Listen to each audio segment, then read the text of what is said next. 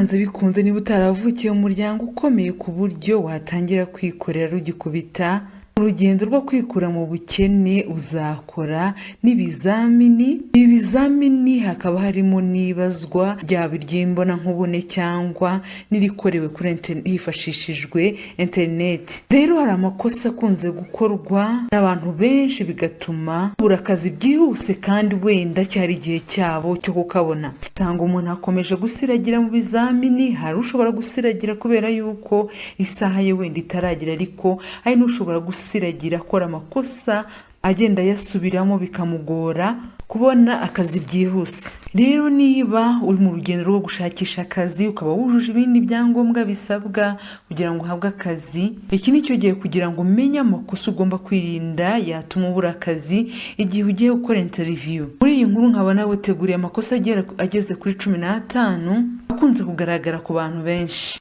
Nongeye ko ikaze mwese bahisemo gukurikira Kiberinka TV, muhawe ikaze bamikazi.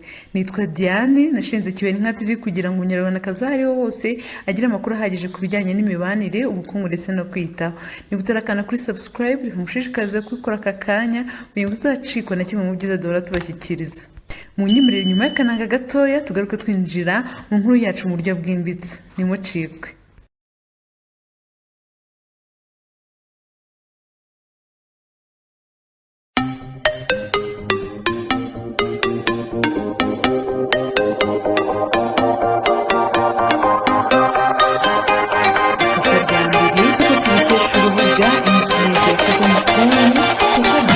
Kudatanga isura nziza ukigera aho ugiye gukorera ya interview. Burya abahanga bagaragaza yuko uko umuntu akubonye bwa mbere ari nako akenshi ahora gufata. Niyo mpamvu ukwiye gutegura uburyo uzatanga isura nziza ukigeraho ugiye kubarizwa. Ibi ngibi bigomba kugaragarira mu ngendo yawe, wicara, uburyo uganiriza, ugiye kukubaza n'ibindi. Ibi ngibi nibyo biguta hesha amanota ya mbere meza. Ukwiye kuba wabitegura witonze ukabikurikiranya nk'uko bikwiriye. Ikosa rya kabiri ni ugukora ibintu bigaragaza yuko ufite ubwoba. Bishobora kuba byarakubayeho aho uva mu rugo wumva wifitiye icyizere, ariko wakwicara imbere akanama kari kukubaza ibibazo ukabona ni abantu bateye ubwoba, hanyuma bya bintu byose wari uzi n'ibyo watekerezaga ukumva bitangiye kwivanga.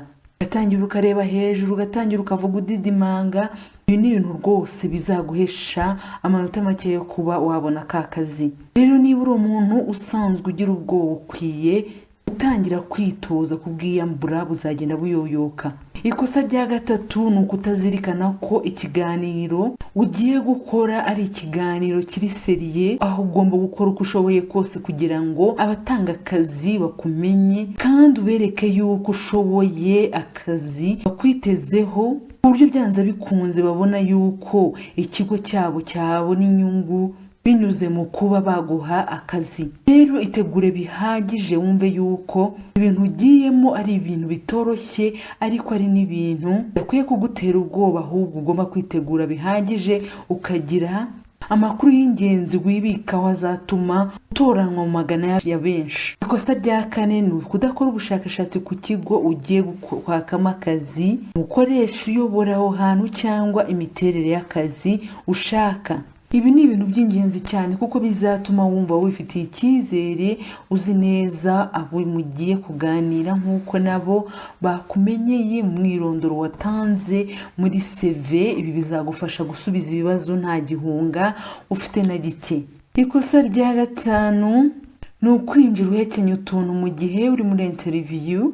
Igihe ugiye kwinjira aho babariza, bamwe bakabikora kugira ngo bimare isoni cyangwa bimare ubwoba, ariko ibi ntabwo ari byiza kuko hari ababifata nk'aho atari ikinyabupfura. Ikosa rya 8 ni ukuvuga nabi umukoresha wawe uheruka cyangwa kuvuga nabi aho uvuye niba hari ahandi wakoraga mbere yuko uzaho, nk'igihe bakubajije impamvu aho wakoreraga uhavuye. Nubwo waba ufite impamvu zifatika zibyemeza yuko umukoresha wawe koko yari mubi muri interview, ntabwo ariho hantu ho kubivugira.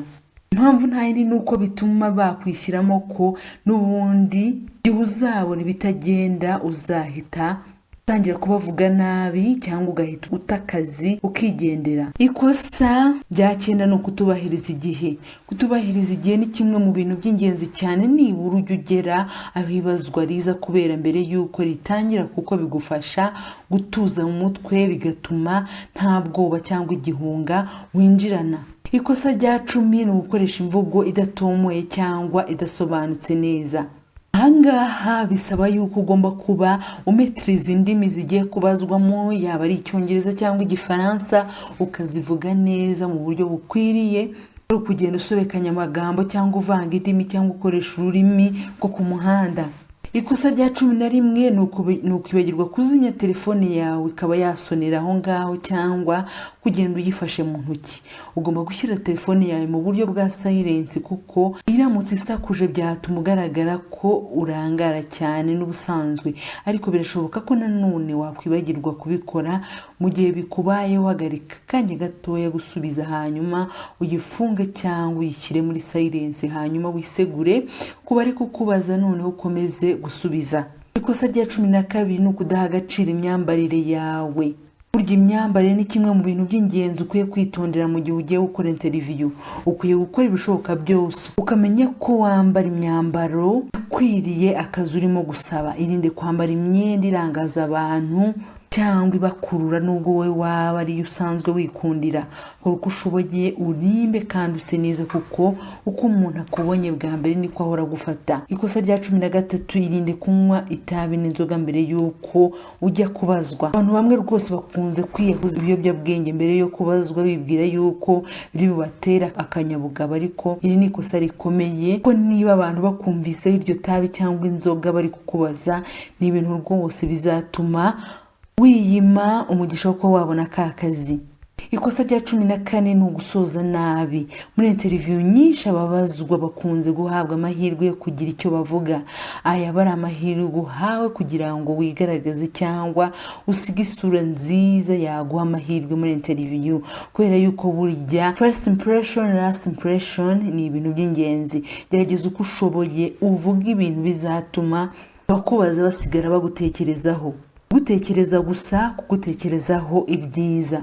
Ikosa rya 15 ni ukutibuka gushimira abaguhaye ibibazo.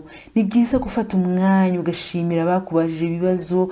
Kuva muri interview ikirangira, ushobora gutangira ukabashimira mu kinyabupfura, ariko ukirinda kugaragaza inyota y'amafaranga mbere y'ibindi, ahubwo ukagomba kwibanda cyane ku buryo uzafasha aho ugiye kugera ku ntego zabo. Tugeze ku musozi nkuru yacu no munsi. Ni wakunze ibyo twakuganirije, nyaboneka kanda kuri like ndetse na subscribe kugira ngo utazacikwa n'ibindi by'ubutaha. Ikindi kandi wasangiza ubutumwa abagukurikira ku mbuga nkoranyambaga zitandukanye.